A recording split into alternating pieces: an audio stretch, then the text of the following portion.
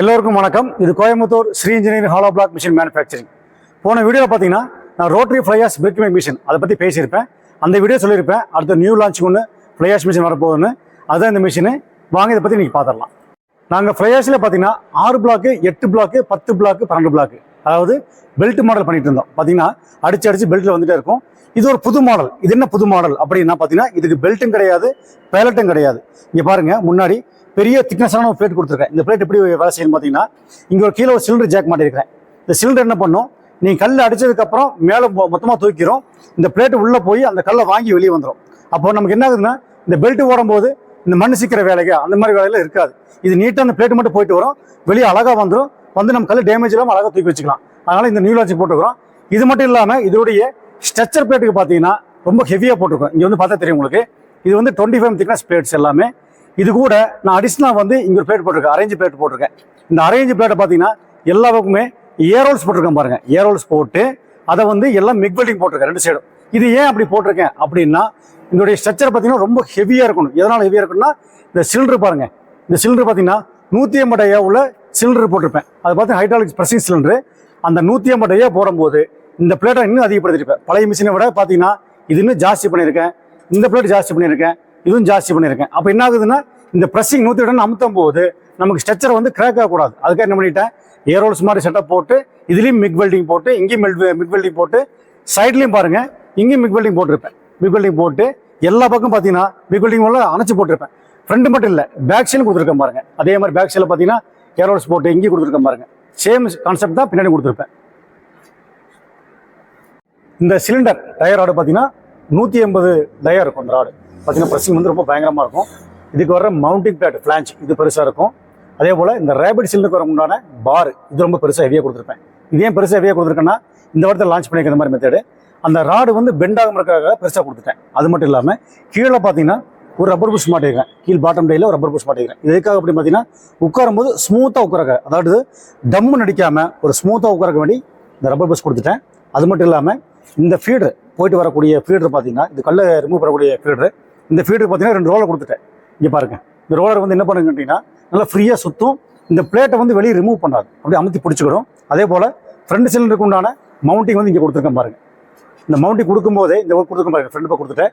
இது கொடுக்கும்போதே இங்கே 2 TV rubber push கொடுத்துட்டேன். இது எதுக்காக கொடுத்துருக்கேன்னா போய் டப்புன்னு மோதாமல் ஸ்மூத்தாக மோதி நிற்கிற மாதிரி. இதனுடைய பேக் எண்டிங் வந்து இங்கே கொடுத்துருக்கேன். இது மேலே கவர் போட்டு மறைச்சிட்டேன். இதே கவர் போட்டு மறைச்சேன்னா இந்த மண்ணெல்லாம் கல் எடுக்கும் போது மண் சிந்தும் போது இந்த சிலிண்டர் போய் மாட்டிக்கிறோம். அதுக்காக என்ன பண்ணிட்டேன், மேலே கவர் பண்ணிட்டு கீழே வந்து சிலிண்டர் மவுண்ட் கீழே கொடுத்துட்டேன். அந்த மெத்தட் போட்டுட்டேன். இங்கே 2 பைப் லைன் கொடுத்துருக்கேன். இது எதுக்காக பார்த்தீங்கன்னா முன்னாடி வந்து சிலிண்டர் மவுண்ட்டுக்கே கொடுத்துருக்கேன். இந்த சிலிண்டர் மவுண்ட் கூட கனெக்ட் பண்ணி கொடுத்துருவோம். இப்போ நல்லா மாட்டாமல் வச்சிருக்கேன். இதில் 2 ஓஸ் கனெக்ஷன் கொடுத்து உள்ளுக்குள்ள இந்த சிலிண்டரில் மாட்டிடுவோம். மாட்டினதுக்கு அப்புறம் பார்த்தீங்கன்னா இது உள்ளே போயிட்டு வரும். உள்ளே போகும்போது கல் எடுத்துட்டு வெளியே வரும்போது விழுந்துடும். அதுக்காக 2 ஆப்ஷன் போட்டு கொடுத்துருக்கேன். பைப்பு இது புதுசாக லான்ச் பண்ணியிருக்கேன் முன்னாடி சைடு. அது மட்டும் இல்லாமல் இங்கே பாருங்கள், இந்த ஃபீடர் போயிட்டு வரக்காக 2 கேட் ராட் கொடுத்துருக்கேன். ரொம்ப ஃப்ரீயாக போட்டு ஃப்ரீயாக வரும் போட்டு கொடுத்துருக்கேன் அந்த மெத்தடில். அப்புறம் முன்னாடி வந்து எக்ஸ்ட்ரா கொஞ்சம் ட்ரே கொடுத்துருக்கேன். இது எதுக்காகன்னா ஃபீடர் வரும்போது எப்பவுமே முக்கால்வாசி வெளியே வந்துடும். அதுக்காக கொஞ்சம் எக்ஸ்ட்ரா பண்ணி ஜாஸ்தியாக கொடுத்துருக்குறேன் அந்த மெத்தடுக்காக. மிஷினுக்கு மேலே பார்த்தீங்கன்னா ஆயில் டேங்கை மாட்டியிருப்போம். இந்த ஆயில் டேங்கில் பார்த்தீங்கன்னா 100 லிட்டர் கெப்பாசிட்டி இருக்கும். அதாவது ஆயில் சர்க்குலேஷன் ஆகிட்டு இருக்கும். இந்த பவர் பேக்கிங் இருக்குது பார்த்தீங்கன்னா கீழே, இந்த பவர் பேக்கில் இருந்து ஆயில் வந்து மேலே சர்க்குலேஷன் போயிட்டே இருக்கும், சர்க்குலேஷன் பண்ணிகிட்டே இருக்கும். அப்படி ஆயில் பார்த்தீங்கன்னா இது மேலே இருக்கக்கூடிய டேங்க் கெப்பாசிட்டி பார்த்தீங்கன்னா 100 லிட்டர் கெப்பாசிட்டி, 100 லிட்டர் கெப்பாசிட்டி மேலே இருக்கிறது. அப்படியே கீழே வந்து பார்த்தீங்கன்னா இந்த பவர் பேக்கு இது பார்த்தீங்கன்னா 300 litre capacity oil tank power pack. அது கீழே பார்த்தீங்கன்னா இந்த மோட்டர் மாட்டியிருப்பேன். இது வந்து 15 HP கெப்பாசிட்டி உள்ள மோட்டர். இது கிராம்ப்டன் கிரீஸ் கம்பெனி. இதுக்கு பக்கத்துலேயே பார்த்தீங்கன்னா பம்பு மாட்டியிருக்கிறேன். இந்த பம்பு பார்த்தீங்கன்னா கூஜன் பம்பு 10/6ங்கிற மெஷர்மெண்ட்டில் மாட்டியிருப்பது. பார்த்துட்டு பம்பு ரொம்ப பெருசாகவும் ஹெவியாகவும் இருக்கும். கல் ப்ரெஸ்ஸிங் பண்ணும்போது ரொம்ப ஸ்ட்ரென்த்தாக கிடைக்கும். அதே போல் எல்லா வால்ஸுமே யூகான் வால்ஸ் போட்டிருப்பேன். அப்புறம் முக்கியமான விஷயம், இந்த ஏர் கூலர் வாட்டர் கூலர். இது பார்த்தீங்கன்னா உள்ளுக்குள்ளே வந்து வாட்டர் சர்க்குலேஷன் ஆகிட்டு இருக்கும். அதாவது ஒரு இன்னும் ஒரு அவுட்டு நீங்கள் பெரிய தொட்டி கட்டினதுக்கப்புறம் ஒரு வாட்டர் வந்து ஒரு இன்னொரு அவுட் கொடுத்துரும். எதுக்காக அப்படின்னா இங்கே வரக்கூடிய ஆயில் வந்து உள்ள சர்க்குலேஷன் ஆகும். அந்த ஆயில் வந்து சூடாகாமல் இருக்க வேண்டி இந்த வாட்டர் வந்து அந்த ஆயிலை வந்து கூல்படுத்திகிட்டே இருக்கும். அதுக்காக மேலே டேங்க் மேலே பார்த்தீங்கன்னா 2 பிரீத்தர் மாட்டியிருக்கிறேன். இது வந்து ஏர் ரிலீஸ் ஆகிறக்கா போட்டிருக்கேன். அது மட்டும் இல்லாமல் கீழே அப்படி பார்த்தீங்கன்னா ஒரு ப்ரீஃபில் வால்வ், அந்த பிளாக் கலருக்கு பார்த்தீங்களா, அது வந்து ப்ரீஃபில் வால்வ் மாட்டியிருப்பேன். ரொம்ப ஹெவியாக இருக்கும்.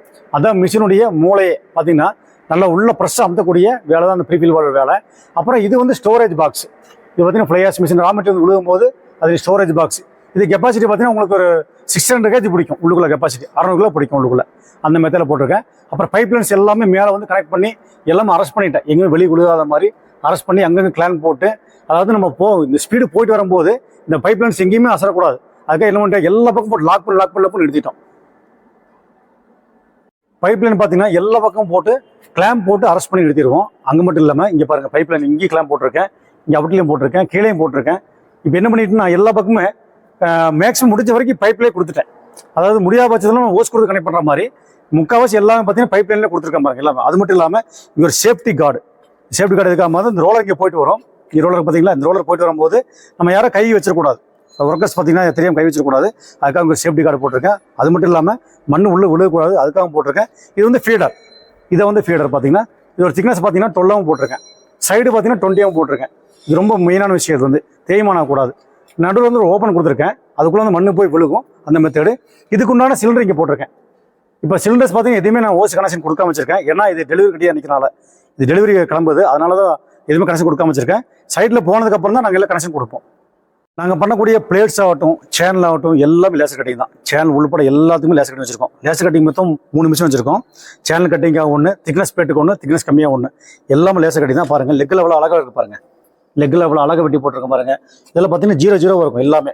அது மட்டும் இல்லாமல் இது வந்து எதுக்காக இந்த முறம் அப்படின்னா, இந்த ஃப்ளையாஸ் மண் வேஸ்ட் விழுகும் பின்னாடி. நம்ம இந்த ஃபீல்டில் போயிட்டு வரும்போது அந்த வேஸ்டேஜ் மண் விழுகும். அது விழுகும்போது வெளியே அந்த பக்கம் எங்கே தெரிக்காத மாதிரி ஒரு ஹாப்பர் கொடுத்து இந்த பக்கம் தர மாதிரி தனியாக வர மாதிரி ஒரு தனியாக ஒரு ஹாப்பர் செட் பண்ணிட்டோம். அது மட்டும் இல்லாமல் முன்னாடி மாட்டிருந்தேன் பார்த்தீங்க, ரப்பர் மாட்டிருந்தேன் பார்த்தீங்களா பாட்டம் டேக்கு, அதே மாதிரி பின்னாடியும் மாட்டியிருக்கேன். அது மாதிரி 4 சைடில் இருக்கும். அப்புறம் கீழே பார்த்தீங்கன்னா ரப்பர் புஷ் மாட்டியிருப்போம். இந்த ஃபீடருக்கு மண் வெளியே தெரியக்கூடாங்க, கீழே வந்து ரப்பர் புஷ் மாட்டியிருப்போம், வெளியே தெரியக்கூடாது அப்படிங்கிறக்காக. இது டையினுடைய பாட்டம் டையினுடைய கேட் புஷ்ஷும்பாங்க. இது பார்த்தீங்கன்னா இது வந்து 50 mm ராடு போட்டிருப்போம், 50 டயர் ராடு போட்டிருப்போம். புஷ்ஷு நாங்களே மேனுஃபேக்சர் பண்ணுறோம். இது எல்லாமே சிஎன்சி போர் பண்ணிடுவோம். இதெல்லாம் முக்கியமான வேலைக்கு எப்படின்னா, டை மேலே கீழே இறங்கும் போது ரொம்ப அக்யூரேஷாக போட்டு அக்யூரேஷாக வரணும். அப்போ தான் கல் நமக்கு தேவையான சைஸு 4 பக்கம் ஒரே மாதிரி இருக்கும். ப்ரெஸ்ஸிங் பண்ணும்போது 4 ஒரே மாதிரி இருக்கும். அது மட்டும் இல்லாமல் இந்த வைக்கக்கூடிய அலைன்மெண்ட் எல்லாமே 0 இருக்கணும். அப்போ தான் ப்ரெஸ்ஸிங் பண்ணும்போது கல் எங்கே அலைன்மெண்ட் இல்லாமல் கரெக்டாக எக்ஸாக்டாக வரும். அப்புறம் அது மட்டும் இல்லாமல் இங்கே பார்த்தீங்கன்னா சைடில் பார்த்தீங்கன்னா அங்கங்கே சப்போர்ட் பீஸ் நிறைய கொடுத்துருப்பேன். உள்ளுக்குள்ள பார்த்தீங்கன்னா வெல்டிங் பீஸ் நிறைய, சப்போர்ட் பீஸ் நிறைய கொடுத்துருப்பேன். இதில் வெல்டிங் வந்து என்னென்னா எங்கேயும் கிராக்கக்கூடாது அப்படிங்கிறதுக்காக ரொம்ப ஹெவியாக கொடுத்துருக்குறேன். மெயினான விஷயம் இந்த ஸ்ட்ரக்சர் எல்லாமே மிக் வெல்டிங் தான். இது பார்த்துட்டோம், இது மிக் வெல்டிங் தான், இது மிக் வெல்டிங் தான். ஆர்க் வெல்டிங் நாங்கள் ஃப்ளையாஸ் மிஷினில் யூஸ் பண்ணுறதில்ல. முதல்ல யூஸ் பண்ணிட்டு இருந்தோம், இப்போ நாங்கள் எதுவும் யூஸ் பண்ணுறதில்ல. ஏன்னா ரீசன் பார்த்தீங்கன்னா இதோட நம்ம சிலிண்டர் ஸ்ட்ரென்த் அதிகப்படி, நம்ம ப்ரெஷிங் ஸ்ட்ரென்த் அதிகமாக போகும்போது இந்த பிளேட்டில் கிராக் ஆயிரும். அதுக்காக என்ன பண்ணிட்டோம், மிக் வெல்டிங் தனியாக செக்ஷன் போட்டு இது எல்லாமே மிக் வெல்டிங் அடிச்சுக்கிறோம். இதுதான் ஃப்ளையாஸ் பிரிக் கல். இது பார்த்தீங்கன்னா நீளம் பார்த்தீங்கன்னா 9 இன்ச் ஆகும், அகலம் 4 இன்ச்சு, உயரம் 3 இன்ச்சு இந்த சைஸில் வந்துடும். எப்பவுமே கல் நம்ம தயாரிக்கும் போது இந்த மாதிரி காடி போட்டுடணும். ஒரு சைடில் 4 காடி இருக்கும், இன்னொரு சைடு 4 காடி இருக்கும், நடுவில் இந்த பள்ளம் இருக்கும். இந்த பள்ளத்தில் வந்து நீங்கள் இன்சிலும் போட்டுக்கலாம், இல்லை பிளைனாக பள்ளமும் விட்டுக்கலாம். இதான் பிரிக்கோட சைஸு. இப்போ மிஷினை பற்றி கொஞ்சம் டீட்டெயில் போய் பார்த்துட்டோம். எங்கள் ஃபேக்ட்ரியில் பெயிண்டிங் பண்ணுறதுக்கு முன்னாடி ஒரு டெமோ பண்ணுவோம். அந்த வீடியோ போடுறேன், அதை எப்படின்னு பாருங்கள்.